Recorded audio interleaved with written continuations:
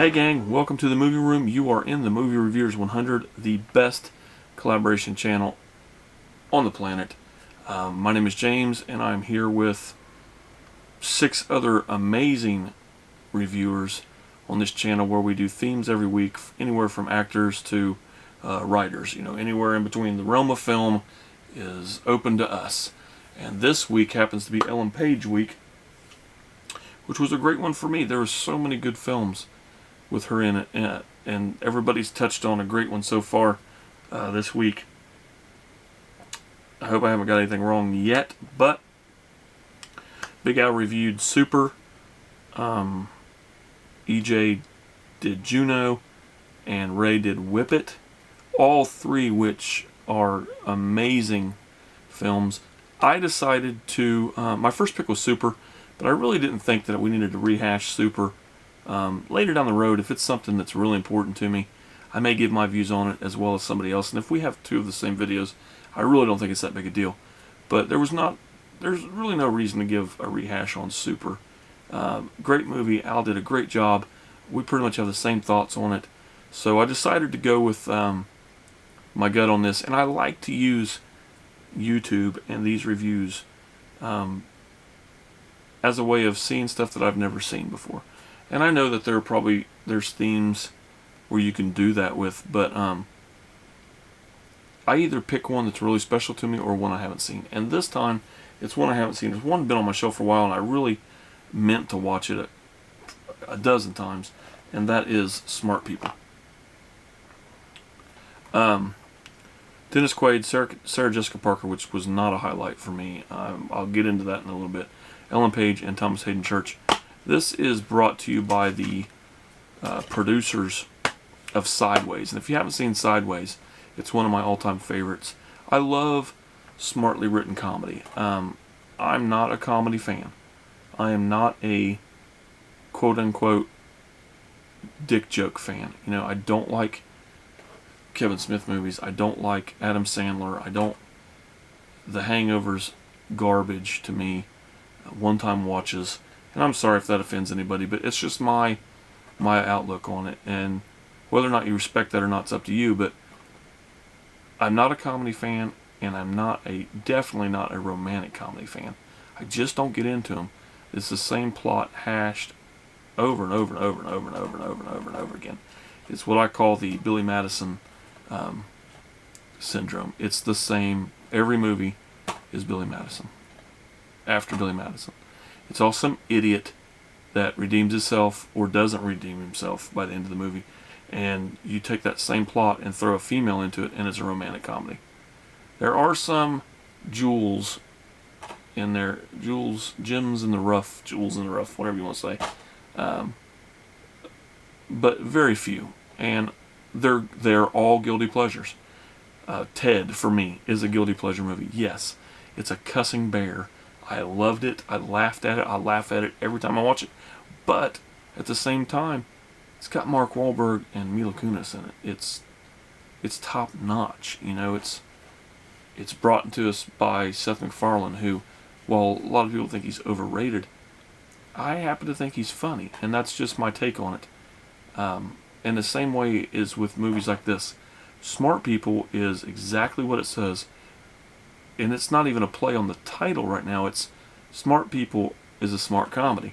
Smartly written comedy. And comedy works the best when it's real life.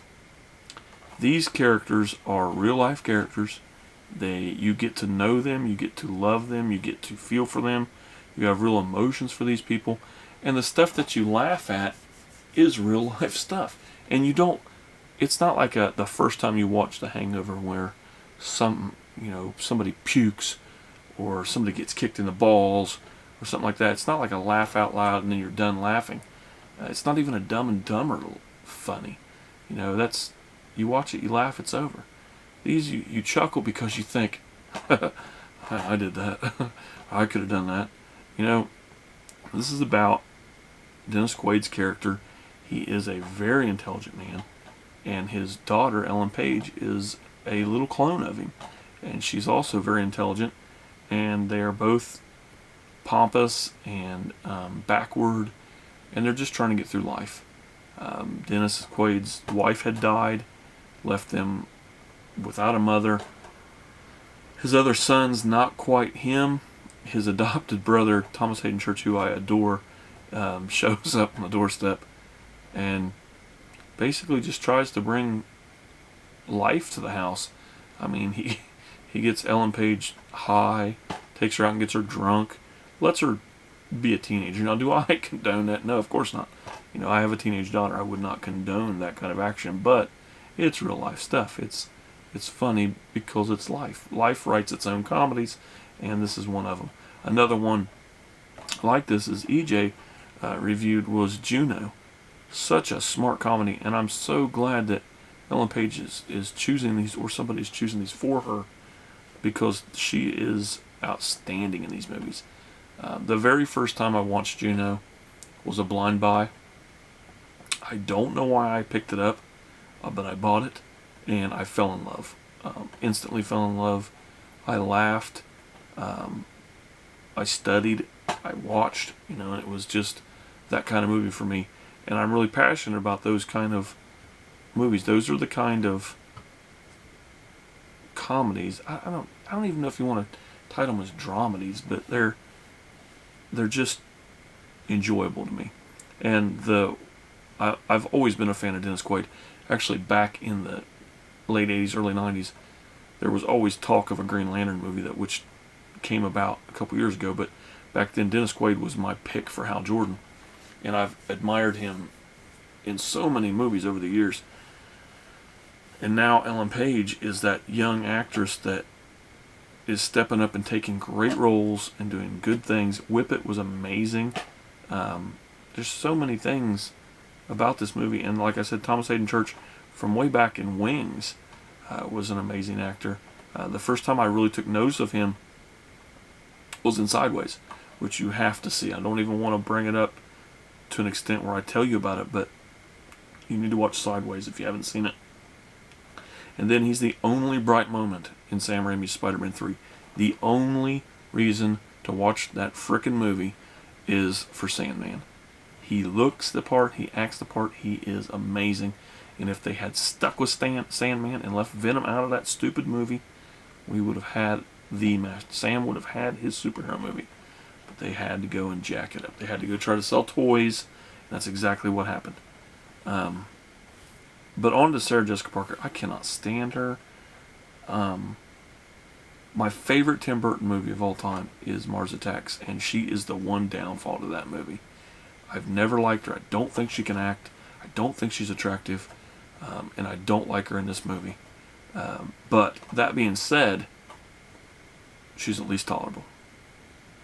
I can put her in the part and live with it. Who would I have chose over that? I don't know. But I've just always had this, oh, who's in that? Sarah Jessica Parker? No thanks. It's one of those type of video or actresses. But anyway, check out Smart People. You will not be disappointed. It is a very good watch. It flows very well. It's a great cast and overall a great script, a great written, smart comedy. So check it out, Smart People. Thanks for choosing us to watch today. I'm on the Tuesday spot. You can check out our channel and find out the lineup. This week is Ellen Page week, and we'll finish out the week this way. And come back next week with something else. And I really don't know what that is right this second. So it won't do me any good to try to lie to you. Anyway, guys, thanks for stopping by. And see you next Tuesday. You can catch me every day on my channel. Every day but Wednesday. I lied to you. Every day but Thursdays. It's the only day I don't do anything. So, till next time, guys. Later. And make sure you check out everybody else's videos.